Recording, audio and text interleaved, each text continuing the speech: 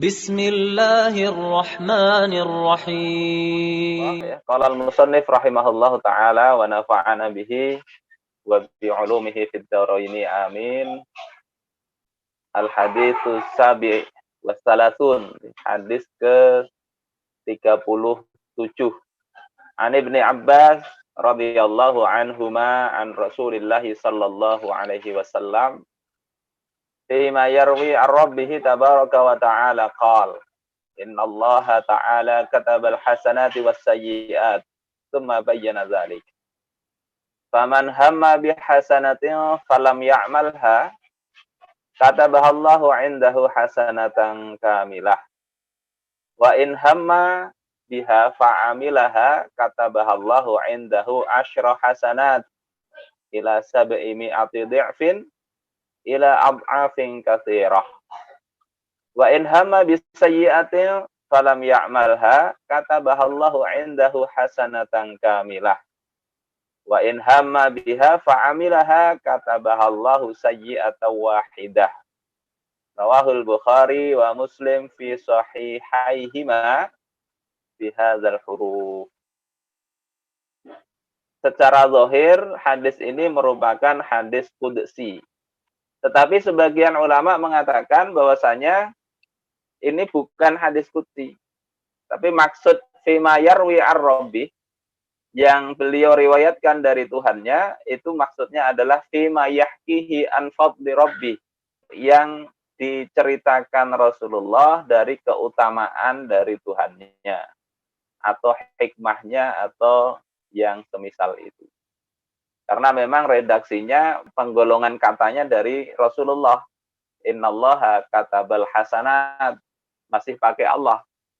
Tidak pakai misalnya di hadis qudsi yang lain, man adali waliyan, siapa yang memusuhi waliku. Jadi kalimat langsung dari Allah Subhanahu wa taala. Jadi ada ikhtilaf apakah ini hadis qudsi ataukah bukan. Poin kedua dari hadis ini, sesungguhnya Allah itu telah menetapkan. Kataba di sini maknanya adalah amarul hafadzata bi kitabatihima, yakni menyuruh malaikat hafadzah untuk menuliskan kebaikan dan keburukan seorang hamba. Au katabahuma fi ilmihi. Maksud kedua adalah Allah telah menuliskan kebaikan itu pada ilmunya. Tsumma bayyana dzalik. Kemudian Allah menjelaskan yang demikian itu. Nah, tentang hasanat, sayyiat ini sudah kita bahas pada hadis-hadis sebelumnya. Apa sih kebajikan? Apa keburukan? Yang namanya kebaikan itu apa yang dipandang baik oleh Allah Subhanahu wa taala. Innal hasana ma hassanahu syar'. Sesungguhnya yang hasan, yang baik itu adalah yang dikatakan baik oleh syara', oleh Allah Ta'ala. Wa annal qabiha ma qabbahahu asy-syar'u. Yang buruk itu adalah yang dinyatakan buruk oleh syara'. Sehingga kalau syariat mengatakan itu baik, walaupun masyarakat mengatakan itu buruk, maka itu tetap baik dalam pandangan Allah Ta'ala dan itu tetap akan dicatat baik.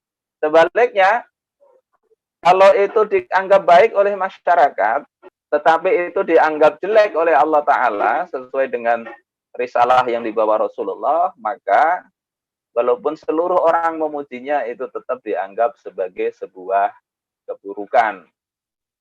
Jadi ini poin kedua yang perlu kita catat. Nah, kemudian faman hamma bihasanatin. Maka barang siapa yang punya himmah, ay aradaha wa tarajjaha indahu fi'laha. Himmah itu keinginan, begitu kuat keinginan itu untuk dilakukan. Jadi bukan sembarang keinginan. Nah, kalau sudah punya tekad berbuat baik, kemudian tidak dilakukan, maka Allah Subhanahu wa taala tetap menulisnya sebagai hasanatan kamilah. Satu kebaikan yang sempurna. Ingin datang ke pengajian, sudah siap-siap, ada uzur, nggak jadi. Maka walaupun tidak jadi, dia tetap dihitung hadir di dalam majelis pengajian tersebut. Kalau jadi dilakukan, maka dihitung sebagai 10 kebaikan. Dilipat gandakan. Sampai berapa? Tidak hanya 10, sampai 700 kali. Bahkan tidak cukup 700 kali. Ila ad'afin katsirah. Bisa lebih banyak lagi, berlipat-lipat ganda dari sekedar 700. Terus bagaimana kalau ada niatan buruk? Nah, kalau ada niatan buruk kemudian tidak jadi, Allah tulis bagi dia satu kebaikan yang sempurna. Kalau dia punya ambisi buruk, kemudian dia lakukan, maka Allah tulis satu keburukan saja. Nah, kita perlu lihat untuk memahami hadis ini, bahwasanya himmah itu ada dua jenis. Yang pertama itu adalah himmah yang dikuatkan dengan kebulatan tekad. Walam yamna minhu illal ajiz. Tidak ada yang menghalangi kecuali kalau ada kelemahan. Yang kedua, ada himmah yang sekedar khotorot, lintasan pemikiran. Hadis tersebut itu terkait dengan himmah yang pertama. Ada orang yang sudah punya tekad kuat untuk berbuat kebaikan. Sebab-sebabnya sudah dilakukan. Namun gagal. Tidak jadi.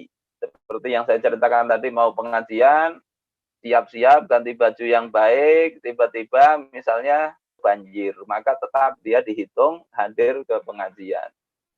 Ingin hukum-hukum Allah Subhanahu wa Ta'ala itu tegak, jadi belajar itu bisa dibarengi dengan himmah untuk mengamalkannya. Bagaimana ketika kita ngaji Al-Quran, itu dalam pikiran kita tersetting, kita ingin hukum Allah itu tegak. Kita betul-betul ingin memperjuangkannya. Tapi apalah daya, memang kondisinya seperti ini. Maka itu insya Allah, Allah akan catat juga. Berbeda pahalanya dengan orang yang sekedar mengaji, ambisinya cuma supaya bisa membaca dengan baik. Sama-sama belajarnya, tapi nilainya di sisi Allah itu akan berbeda. Kemudian yang kedua, ada orang yang punya ambisi kebaikan, tetapi dibatalkan karena untuk melakukan kebaikan yang lebih baik lagi, yang lebih besar lagi. Ingin sekali pergi ke Baitul Maqdis misalnya, mau sholat di sana. Sudah berangkat, macam-macam, siap, sampai sana misalnya diblokir Israel. Nggak jadi. Terus dia ganti dengan pergi ke Masjidil Haram. Sudah pergi ke Masjidil Haram. Maka dia dapat dua. Pertama, dapat pahala di Baitul Maqdis. Yang kedua, Baitul Haram. Di sana kemuliaan yang lebih besar dia juga dapat. Terus kalau dibatalkan hanya karena muncul rasa malas. Misalnya apa? Kita mau sholat malam lah. Jam waker sudah kita setel. Kemudian begitu jam wakernya berbunyi, kita bangun untuk mematikan jam waker, kemudian tidur lagi. Maka ini yang nggak dapat pahala sholat malam, tapi tetap dapat pahala dari niat yang baik tersebut. Yang keempat, itu kalau sukses dilakukan, itu dapat 10 sampai tak berhingga tadi pahalanya. Ini kalau punya himmah yang baik. Bahkan ada hadis riwayat Imam Bukhari. Kata beliau ketika pulang dari peperangan, beliau kepada sahabat mengatakan, Inna bil Madinati larijalan. Sesungguhnya di Madinah itu ada orang-orang, masirtum masiron. Tidaklah kalian itu melewati sebuah jalan. Wala qata'tum wadiyan. Tidaklah kalian itu menuruni lembah. Illa kanu ma'akum. Kecuali mereka itu bersama kalian. Yang capek-capek, pasukan perang Tabuk itu disebut Jaisul Ushrah, pasukan sengsara. Karena jalan di padang pasir, panas, perbekalan nggak memadai.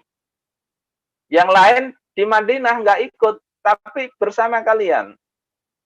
Kata Rasulullah, habasahumul marad.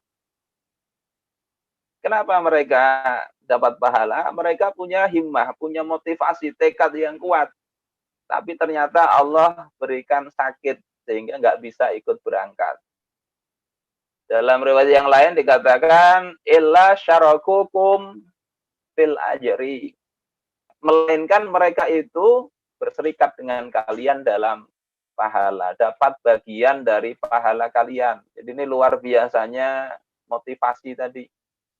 Masa depan yang belum tentu terjadi itu sudah bisa kita catat sebagai bagian kebaikan kita kalau kita punya himmah yang baik. Apapun yang terjadi, dapatlah kita kebaikan tersebut. Satu kebaikan yang sempurna. Tetapi tetap masih bagus yang betul-betul dilakukan.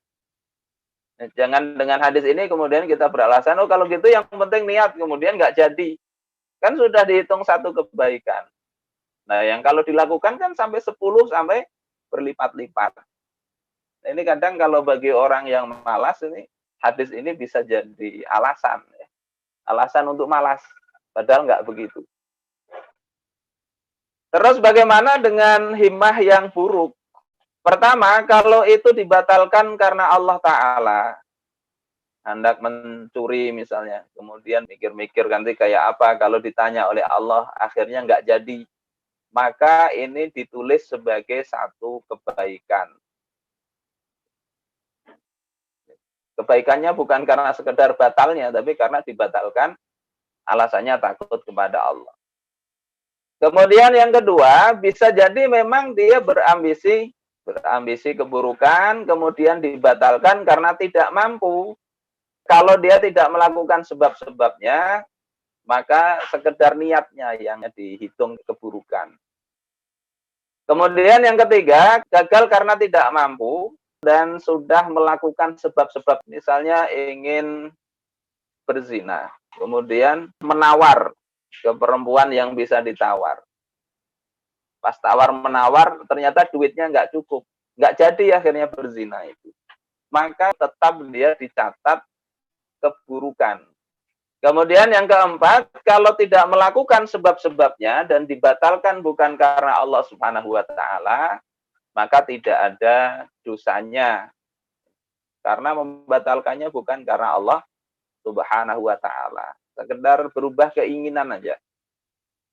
Saudara-saudaraku sekalian yang dimuliakan Allah Subhanahu wa Ta'ala, ini saya contohkan bagaimana bahwasanya sekedar ada himmah, kalau itu kuat dan sebab-sebabnya sudah dilakukan, itu dihitung tetap sebagai satu keburukan. Ya, dalam hadis riwayat Imam Bukhari, idzal taqal muslimani bisayfaihima. Jika dua orang muslim itu bertemu dengan membawa kedua pedangnya, yakni bertempur dengan alasan yang tidak hak. Fal qatil wal maqtul finnar.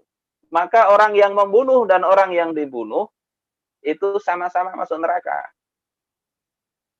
Maka sahabat berkata, wahai Rasulullah, kalau yang membunuh itu masuk neraka itu wajar.